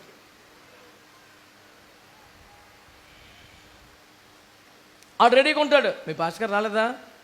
సరే మరి ఏం చేస్తారు? బాధపడి వచ్చి ప్రార్థన చేస్తానులే. దేవుళ్ళలోకి వచ్చే బాబా, నెక్స్ట్ వీక్ నుంచి తెచ్చుకొచ్చేస్తాను. ఆడికి కావాల్సింది అదే. కాబట్టి అక్కడ పెళ్ళిని మానుకుని సింపుల్గా పైపైన మాట్లాడదామా? మన సంఘ బిడ్డలో ఎవరికైనా దేవుడు గర్భఫలం ఇస్తే పురిటి నొప్పులు పడుతున్నప్పుడు ఫస్ట్ ఫోన్ వచ్చేది ఎవరికి చెప్పండి? ఇప్పుడు ఏం చేస్తాడు పాస్టర్ గారు? ప్రార్థన చేస్తానులే అంటే సరిపోద్దా? అర్జెంటుగా బండి వేసుకొని కారు వేసుకొని హాస్పిటల్కి లోపల రానిస్తారా? ఆ బయట ఆ చెట్టు కిందే. కాకపోతే మా అయ్యగారు వచ్చారండి హాస్పిటల్ కాడికి అన్న ఫీల్ అవుతాడు. చర్చికి రాడు. పుట్టగానే ఫస్ట్ ఎత్తుకొచ్చి అయ్యగారు చేతిలో పెడతారు. చిన్న ప్రార్థన చేయాలి. అది మొదలుకొని సిలువ. ఆడికి అన్నం ముట్టిస్తే చెప్పరే. ఫస్ట్ బర్త్డే వాడి మెల్లిగా ప్లే స్కూల్లో వేస్తే చెప్పండి. వాడు పై స్థాయికి వెళ్తే, ఆడికి ఉద్యోగం వస్తే, ఆడికి పరీక్షలు అంటే, ఆడికి పెళ్ళి అంటే, మళ్ళీ ఆడికి పిల్లలంటే, ఈ సైకిల్లో ఎక్కడైనా పాస్టర్కి సెలవు ఉంటుందా? అలాంటి ఒకడు ఆ సంఘంలో మా తమ్ముడికి 40 సంఘాలు ఉన్నాయి. నేను ఎప్పుడు ఫోన్ చేసిన అన్న చిన్న బర్త్డే ఉందన్న. తప్పదు, చిన్నదే కదా నాన్న అన్న. వెళ్ళకపోతే చాలా పెద్ద వద్దన్న. అవతల పెళ్ళి అప్పుడు చుట్టాలు ఏమంటారు? పుట్టినరోజు మళ్ళీ వస్తుంది, పెళ్ళి 10 సార్లు జరుగుతుందా, రావాలి కదా. సారీ పెద్దనాన్న, సారీ చిన్నానా, అక్క ఇంకోసారి. జీవితం అంతా పుట్టిన దగ్గర నుంచి చచ్చిపోయిన దాకా ఈలోపు ఎవడో సత్తాడు సంఘంలో. పెట్టి ఆర్డర్ ఎవడివ్వాలా? గోతికాడ సంగతి ఎవడు చూడాలా? ఏడు చెవులు పక్క తెరిపే డ్యూటీ ఎవడదే? మళ్ళీ జ్ఞాపకార్థ కూటమి ఎవడదే? అన్నీ ఇటు చెయ్యాలా? ఈ లోపు ఎవడన్నా పక్కన వచ్చి ఇలాగెలగంటే అసలు మా పాస్టర్ గారు ఎంత ప్రేమగా ఎప్పుడూ పెరగలేదండి. వాడు చిన్నప్పటి నుంచి చాకరీలు చేసి ఉన్నాడు. నీకు ఇటు తగిలాడు మధ్యలో. మంచి వాళ్ళు స్తోత్రం చెప్పండి. అందరు చెప్పరని డౌట్ వచ్చేట అన్నాను నేను. ఏమన్నా బోధపడుతుందా? నేను పొద్దుగూగుల దేశమంతా తిరుగుతూ ఉంటాను కదా రాత్రి బవల్లో. విశ్వాసులకి కాపరులకు మధ్యలో నానాటికి అనుబంధం ఆప్యాయత తగ్గుతోందని 29 సేవలో నేను చూసి సంఘ వార్షికోత్సవం, మందిర వార్షికోత్సవం కనుక సంఘానికి సంబంధించిన ఈ కీలకమైన ఉపదేశం మీకు ఇవ్వాలని ప్రార్థనాపూర్వకంగా సిద్ధపడి మీతో నేను ఈ మాటలు మాట్లాడుతున్నాను. అమాయకంగా ఎలా డబ్బగా తీసుకోకండి, జాగ్రత్త. దేవునికి స్తోత్రం చెప్పండి. హల్లెలూయా. ఇంత ప్రియముగా, ఇంత ప్రేమగా, ఇంత చక్కగా మీతో మాట్లాడిన నేనే మీరు ఈ ఉపదేశాన్ని పాటించకపోతే కర్కశంగా, క్రూరంగా మీకు విరోధంగా తీర్పులో సాక్ష్యం చెప్పేది కూడా నేనే. చెప్పాను ఆ రోజున 7/7/2023. వాళ్ళు వినలేదు.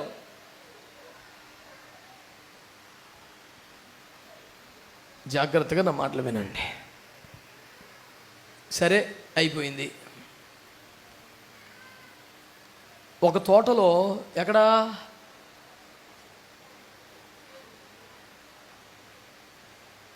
లోకా 13లో ఒక తోట ఉంది. అందులో అంజూరం ఉంది. 3 సంవత్సరాలుగా చూసిన పంట రాలేదు. యేసుప్రభు వచ్చి నరికాయ్, దీని నిమిత్తము నేల వ్యర్థమైపోవాలి అని ప్రేమామూర్తి, కరుణామయ్యుడు, కృపామయ్యుడు, ఆపద్బాంధవుడు, జాలిగల దైవమా ఆయన ఏమన్నాడు? నరికవతల పడి వీడి వేస్ట్ అన్నాడు చర్చిలో. అప్పుడు సంఘ కాపరిచి ఆమె నన్ను తిప్పలు పెడతాడు ప్రభాయుడు అనలా. అయ్యా ఈ ఒక్క సంవత్సరం అవకాశమే. చుట్టూ తవ్వుతాను, ఎరువు వేస్తాను, నీరు పోస్తాను, నెక్స్ట్ ఇయర్ వరకు చూద్దాం, అప్పుడు కూడా ఫలించకపోతే అప్పుడు తీసేద్దాం అన్నాడు. ఇప్పుడు చంపేద్దాం అన్నది ఎవరో? యేసయ్య. బతకనిద్దాం అన్నది ఎవరో? స్తోత్రం చెప్పరే. హల్లెలూయా. మరి వాక్యంలో కొంచెమే చెబుతలేగా, నా కొరకు ప్రాణం పెట్టినవాడు యేసయ్య, రక్తం కార్చినవాడు యేసయ్య. నిజమే, నువ్వు ఎన్ని సంవత్సరాలైనా ఫలించడం లేదు కాబట్టి యేసయ్య అన్నది కూడా యేసుప్రభువేగా. వీని నిమిత్తము నేల ఏవల వ్యర్థమైన నరికాయ్ అన్నది ఎవరో? సంఘ కాపరి ఏం చేస్తాడు? దేవుని కోపమని ఆ గండ్ర గొడ్డలకి వెళ్ళి పేకను అడ్డు పెట్టి ప్రాణం పెట్టి, అయ్యా ప్లీజ్ అయ్యా ఈ 1 సంవత్సరం గురించి అయ్యా, చుట్టూ తవ్వుతానయ్యా, ఎరువేస్తానయ్యా, నీళ్లు పెడతానయ్యా. సర్లే నువ్వు ఎంతగా ఏడుస్తున్నావు కాబట్టి వదిలేసాను. ఇప్పుడు చెప్పండి దేవుని బిడ్డలారా, వాక్యాన్ని శ్రద్ధగా మీరు ఆలకిస్తూ ఆలోచిస్తూ, ఇది అంజూరపు చెట్టు అనండి. 3 సంవత్సరాలుగా ఫలం వెతికినా మళ్ళీ చంపేద్దాం అనుకునే లోపు సంఘ కాపురి అడ్డుపడితే ఇంకొక 1 year ఎక్స్టెన్షన్ దొరికింది. వదిలే. యేసు ప్రభు బేత్పగి ప్రాంతములు గుండా వెళుతున్నప్పుడు రోడ్డు పక్కన అనండి, రోడ్డు పక్కన మళ్ళీ ఆకలి కొంది దాని దగ్గరికి, ఆకులు తప్ప ఫలాలు ఇక మీద ఎన్నడూ ఫలించకుందువుగా కనేపటికి సాయంత్రానికి వేర్లతో సహా ఎండిపోయింది. అది అంజూరమే, ఇది అంజూరమే అనండి. అది ఫలించలేదు, ఇది ఫలించలేదు అనండి. అక్కడ ఆకలి కొన్నాడు, ఇక్కడ ఆకలి కొన్నది యేసయ్య అనండి. ఇద్దరి మీద కోపం వచ్చింది యేసయ్యకే. సాయంత్రానికి ఇది నాశనం అయిపోయింది. అది 4 సంవత్సరం కూడా కృప పొందింది. ఇందాక ఎలా సాధ్యమైంది? అది రోడ్డు పక్కన చెట్టు, ఇది కంచగలిగిన తోటలో చెట్టు. Praise the Lord. ఎప్పటికప్పుడు సంఘ కాపురి అడ్డుపడకపోతే, మోకరించకపోతే, కన్నీరు కార్చకపోతే, ఉపవాసం ఉండకపోతే, చేతులు ఎత్తకపోతే, చుట్టూ తవ్వకపోతే, దేవుని కోపం అనే గండ్ర గొడ్డలికి ప్రాణం అడ్డయ్యకపోతే సంఘం ఈ రోజున బతుకుంటుందా? మాట్లాడరే.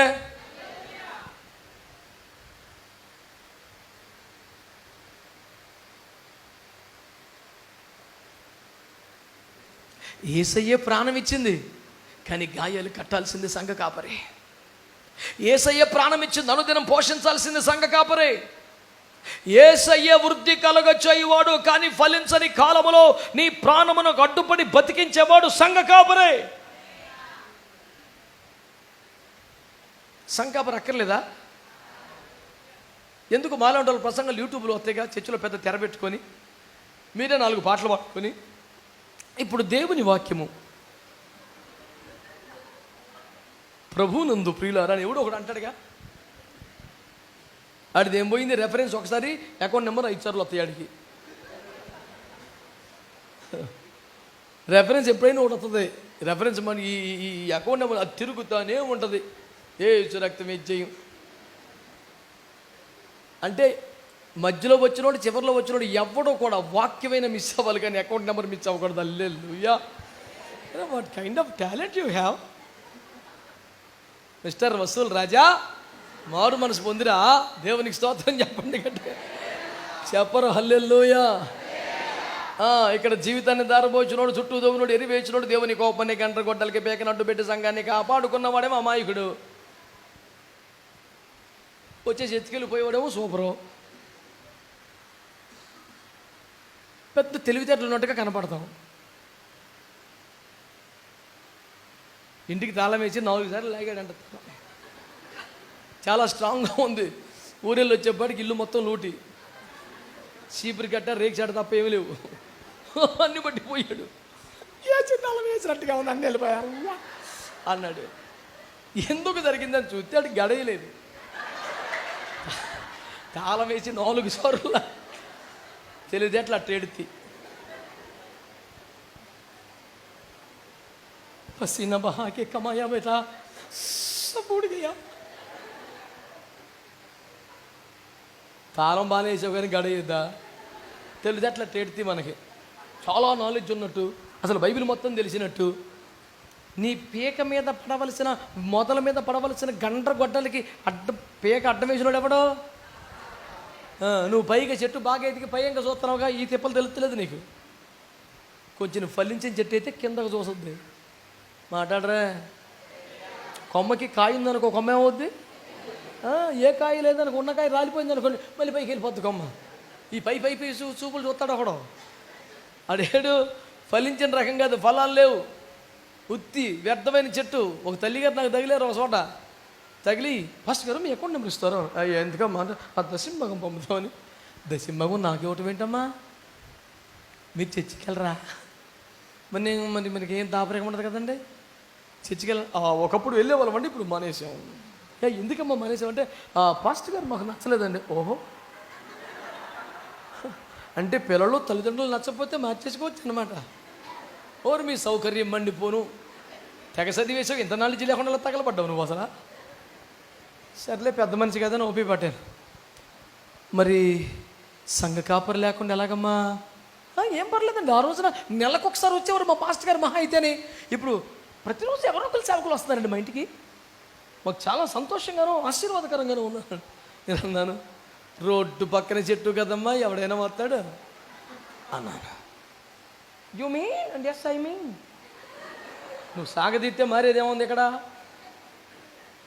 నువ్వు కంచెగల తోట అయితే లోపలికి ఎవడు పడతాడు? నువ్వు రోడ్డు పక్క చెట్టు కదా, ఎవడైనా వస్తాడు. అంటే మీరు నేనే ఏం మాట్లాడుతున్నారు? ఏం మాట్లాడుతున్నామంటే, నువ్వు కాయలు కాసినప్పుడు దారి అయిపోయేవాడు వాడు ఎంత సన్నోసాడైనా కోసుకుంటాడు. వాడు రైతు ఉండాల్సిన అవసరం ఏముంది? వాడు పరిశుద్ధుడైతే కోసుకుంటాడా? దారి అయిపోయేవాడు ఎంత పనికిమలుడైనా కాయలు ఉన్నాయిగా. నువ్వు ఏంటి కోస్తున్నావంటే అన్నవారు వాడు ఏమంటాడు? నీదా కాదు హలో. వాడు కోయటం చూసావుగా. ఎప్పుడు నువ్వు చెట్టు ఎండిపోతే ఎరా అప్పుడు కాయలు కోసుకున్నావుగా, నీళ్ళు పోయొచ్చుకంటే నాదా. కాయలు ఎందుకు కోస్తున్నావు అంటే నీదా. నీళ్ళు పోయొచ్చుగా అంటే రోడ్డు పక్క చెట్టు బతకాల ఉంటుంది. నువ్వు సందాలు ఇచ్చిన కాలం ఒకడేంది 100 మంది వస్తారు కొంపయ్యి. నువ్వు మంచాన్ని పడితే అడ్డం పడితే నీ మొహం చూసాడు ఎవడు? సంఘ కాపరు తప్ప. నువ్వు అడ్డం పడితే ఎవడొస్తాడండి కొంపకి? ప్రతిరోజు వచ్చి ఆయన ప్రార్థన చేసి వెళ్తాడు. అవునా కాదా? సంఘంలో కూటం పెట్టి అందరితో ఏడిపిస్తాడు, ప్రార్థన చేస్తాడు. అవునా కాదా? ఇంకా కుదరపోతే సంఘ పెద్దలు వచ్చి కొంపకాడు ఎడుతారు. అవునా కాదా? ఒక సంఘం ఉంటే, సంఘ కాపరు ఉంటే పద్ధతి ఉంటుంది. నేను మా సంఘస్థులు ఇంట్లో చేయగలుగుకో 10 సంవత్సరాలు అయ్యి ఉంటుంది. నాకు అంత ఖాళీ ఉండదు. దేశాలు తిరగడం, ఆదివారం కరెక్ట్గా తేలుతాను కరెక్ట్గా. వాళ్ళని ఇంటికి వెళ్ళి చూడడం, వాళ్ళే వచ్చి నన్ను చూస్తారు. ఆదివారం భాష గారు బాగున్నారా, పరిగణలు బాగా జరిగినాయా, ఈ వారం వెళ్ళి మేము ప్రార్థన చేస్తాం. నువ్వు బాధపడినా ఒక్కడి ఇంకో చర్చికి వెళ్ళడే. ఆదివారం సందా పట్టడం, సందా పట్టలేదు, సందా పెట్టి ఉంటుంది అంతే. సమర్పణ వేసుకుంటాడు, లేకపోతే పోతాడు, సంబంధమే లేదు నాకు. కానీ ఒక్క దశంభం కూడా మీ చోటు ఎట్టి వెళ్తా అసలు పక్క వాళ్ళు పంపకెళ్ళలేదు. నేను సంఘ కాపరి వాడి ఆత్మకి ఎంత అవసరం వాడికి అర్థమైంది కనుక ఆడు ఎట్టు తిరిగినా ఏసు రక్తమే జయం. మార్కెట్కి వెళ్ళినా, రైతు బజార్కి వెళ్ళినా, కాలేజీకి వెళ్ళినా, డ్యూటీకి వెళ్ళినా, సాయంత్రం కొంపకొస్తాడు ఎవడైనా. ఈ వారంలో ఏ సభకి వెళ్ళి కూటానికి వెళ్ళి ఆదివారం మర్యాదగా సంఘానికి రావాలా? అడిగత కుదురున్నవాడు దేవునికి స్తోత్రం. నువ్వు ఇప్పుడు తోటలో చెట్టా, రోడ్డు పక్క చెట్టా? ఆ తోటలో చెట్టు క్షేమంగా ఉండాలంటే ఎవరు అవసరం? అవసరమా? యాక్చువల్గా నేను చాలా ఖరీదైన చెట్టును, అరుదైన జాతి వృక్షము నేను, నా పండు చాలా ఖరీదు, అయినా తోటమాలి ఉండాలి.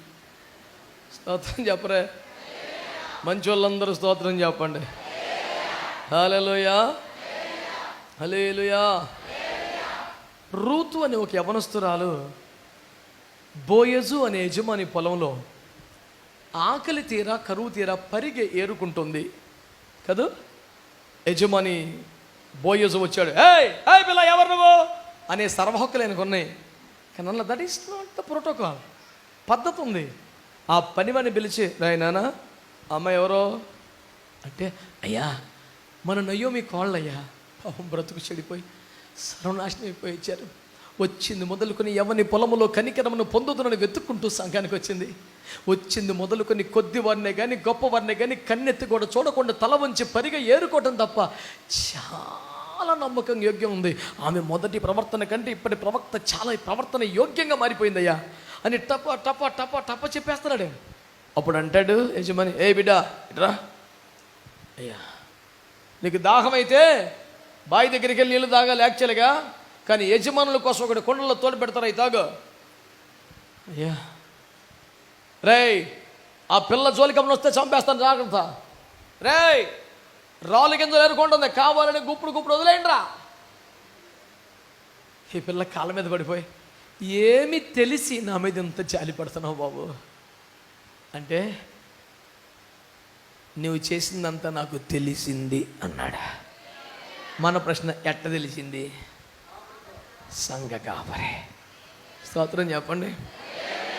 పలాని బిడ్డయ్యా, పలాని కుటుంబయ్యా, పలాని కష్టంలో ఉంది, కానీ నమ్మకంగా ఉంటుందయ్యా, ఆసక్తిగా ఉంటుందయ్యా, భక్తిగా ఉంటుందయ్యా.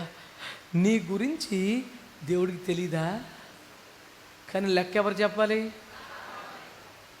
నాకు మా పాస్టర్ గారికి మాట్లాడలేవు. నా గురించి ఏమైనా అడిగితే నన్ను అడుగు, నేను చెప్పేస్తాను, నిన్ను అడగడం. స్తోత్రం. కొర్నేలి మంచోడా చెడ్డోడా? మాట్లాడాలి. అతని ధర్మ కార్యాలు, ప్రార్థన పరలోకానికి చేరినయా లేదా? అతని భక్త్యా కాదా దేవదూత దిగి రావడానికి కారణం? దిగి వచ్చి ఏమన్నాడు? కొర్నేలి, నీ ప్రార్థనలు, ధర్మ కార్యాలు పరలోకానికి చేరాయి. Thank you, I'm honoured. Okay. అయితే పక్కూరులో చర్మకారుని ఇంట్లో పాస్టర్ గారు ఉన్నాడు, పిలిచి ప్రార్థన పెట్టించుకున్నాడు. పరలోకపు దూత మీరు దిగి వచ్చారు, మీరే సందేశం తెచ్చారు, మళ్ళీ పక్కన వాళ్ళు చదువులేని ఏలు మొద్దు పాస్టర్ గారితో పనే ఉంది. ఎందుకు అంటే, మీరే మాటల వలన రక్షణ పొందవలనో ఆ మాటలు అతడు మీకు బోధించను. తమరు వచ్చారుగా, మీరే చేసేయండి. కుదరదు. మరి ఎందుకు వచ్చారు? ఆయన పిలిపించుకో, ప్రార్థన పెట్టించుకోమని చెప్తాకు వచ్చారు. చెప్పి వెళ్ళిపోయాడు. స్తోత్రం చెప్పరే. సచ్చినట్టుగా పిలిపించాడు. పేతురు గారు వచ్చారు, ఎంత ఆఫీసర్ కాళ్ళ మీద పడిపోతున్నాడు, అందరిని కూర్చోబెట్టి కూటం పెట్టాడు. అందుకే దేవదూతలకును లేని దివ్యమైన సేవ. ఏమన్నారు ఇది? మీకంటే లోకమైపోయాం కానీ పద్దాక మీ కొంపలు కొత్తనాం కాబట్టి, బతిమాలుతున్నాం కాబట్టి, స్తన్యమిచ్చు తల్లి వల్లే గారాబం చేస్తున్నాం కాబట్టి, కాపాడుకుంటున్నాం కాబట్టి మీకు లోకమైపోయింది. కానీ దేవదూతలు పిచ్చెక్కిపోతున్నారు. ఈ ఛాన్స్ నాకు దొరికితే హల్లెలూయా అని. దేవదూత వచ్చి నా పక్కన కనబడకుండా నాకు పరిచయం చేయడం తప్ప ప్రసంగం ఛాన్స్ లేదు. కొట్టుతామడా కొట్ట, ఏదో ఒకటి కొట్టలే, నాకు సురితే పోడా. ఈ పిల్లడు మంచోడు, నన్ను ఏం అనలేదు. కానీ మొన్న ఒకడైతే పాండితలేదని స్కేల్ చెప్పు అన్నాడు. నన్ను చిన్నప్పుడే పోయిందిరా స్కేలు, 6వ క్లాసులో పోయింది, మళ్ళీ కొనుక్కోలేదు స్కేల్ అని చెప్పి. మాడు స్కేలు అంటే ఆడ తెచ్చేది నేను. దేవదూతలకును లేని దివ్యమైన సేవా, దేవదూతలకును లేని దివ్యమైన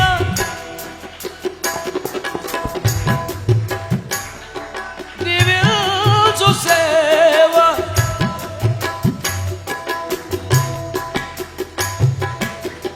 మధుర మధుర మధుర సేవ, యేసు ప్రభుని సేవా, మధుర మధుర. ఓ డబ్బులు అనుకుంటారు మీరు. భాగ్యభోగ లేని భారభరిత సేవా, భాగ్యభోగ నిధులు లేని భారభరిత సేవా, బాష్పశిరులలో మేరే బాధలను భరించు సేవా, బాధలను భరించు సేవా, మధుర మధుర మధుర సేవ, యేసు ప్రభు సేవా, మధుర మధురం. దేవునికి స్తోత్రం కలుగునుగాక. హల్లెలూయా. ఆ సేవలో మాధుర్యం భాగ్యభోగాలు ఉన్నందుకు, డబ్బులు ఉన్నందుకు కాదు, ఒక ఆత్మ రక్షణ భాగ్యం దూతలు కూడా ఇవ్వాల, సేవకుడికి ఇచ్చాడు. అది భాగ్యం. దూతలు చేయలేని సేవ చేసి కృపించినందుకు భాగ్యం. బిడ్డలారా, శ్రద్ధగా ఈ మాటలు వినండి. సంఘ కాపరి మన గాయాలు కట్టి మనకి చాకిరీ చేసే పూటకొల్లవాడు. సంఘ కాపరి తన ప్రాణమును అడ్డేసి బ్రతికించుకునే తోటమాలి. సంఘ కాపరి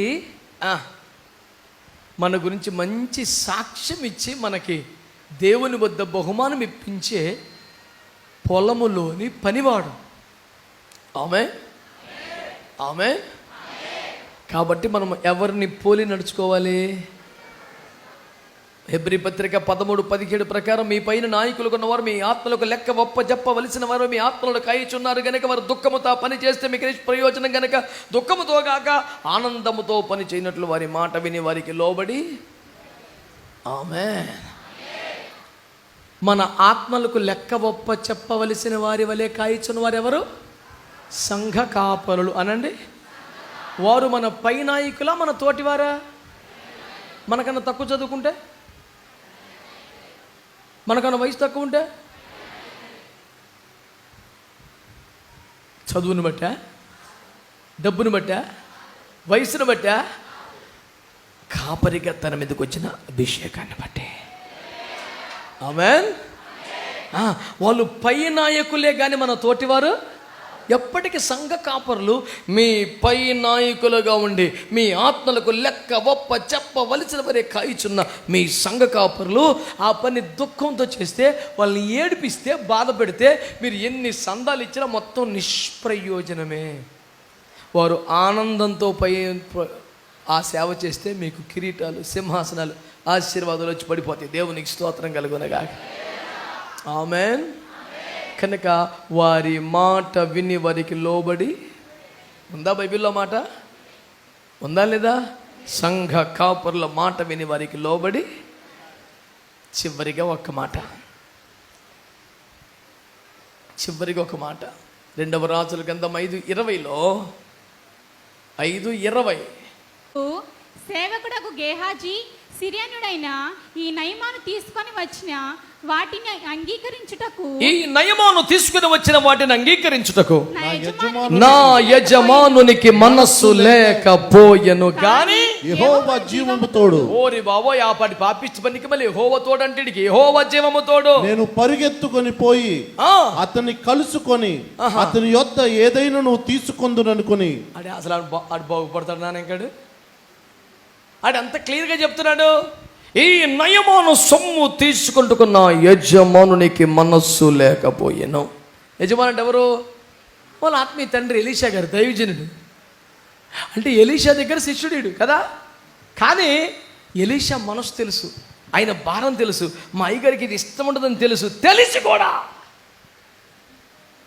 ఆ నయమాను సొమ్ము తీసుకుంటున్న యజమానునికి మనస్సు లేకపోయింది కాను నేను పోయి తెచ్చుకుందును. గుండె మీద చేపెట్టుకొని మాట్లాడిన సంఘస్థలందరూ, మీరు ఏ సంఘమైనా ఎక్కడి నుండి వచ్చినా, మీ సంఘ కాపరి మనస్సు ఎరిగి మీరు బ్రతుకుతున్నారా? తెలిసి కూడా విరుద్ధంగా మాట్లాడుతున్నారా? పనిచేస్తున్నారా? గెహాజీకి ఆశీర్వాదం వచ్చిందా? సేవా వారసత్వం వచ్చిందా? బలంగా వాడబడ్డా? జాగ్రత్త. ఏలియా తర్వాత ఎలీషా 2 చేశాడు. మరి ఎలీషాకి 2 చేయాలిగా. ఎందుకు చేయలా? ఆయన మనసు తెలుసు. అయినా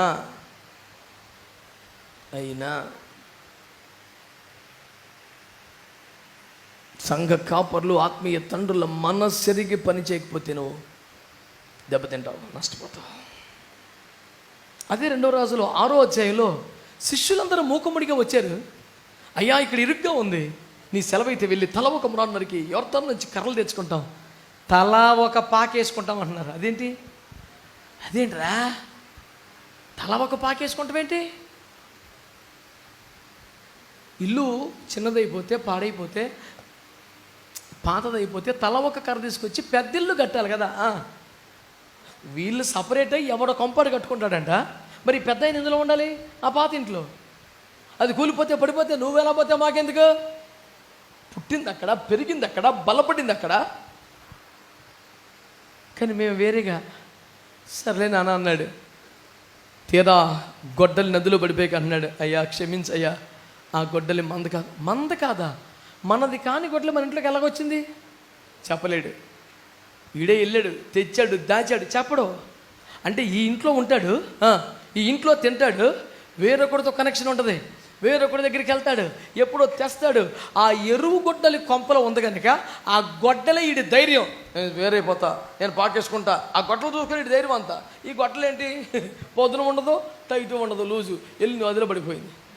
మా ఊడు రాశాడుగా పాట, కట్టె మిగిల్చింది కన్నీటి గాథ, కొట్టుకొని ఎత్తికేసి. గొడ్డలు లేదు, ఉత్తి కర్ర ఉందరా.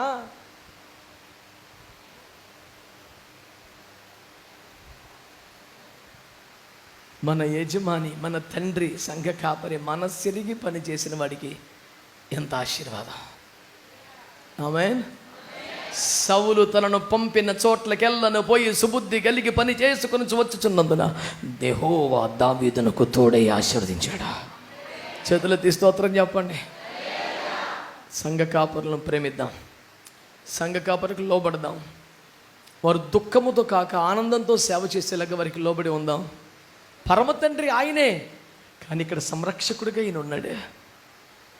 మనకి ఓదార్చే తల్లి ఆయనే, కానీ ఇక్కడ ఆ పాత్ర నేను పోషిస్తాడు.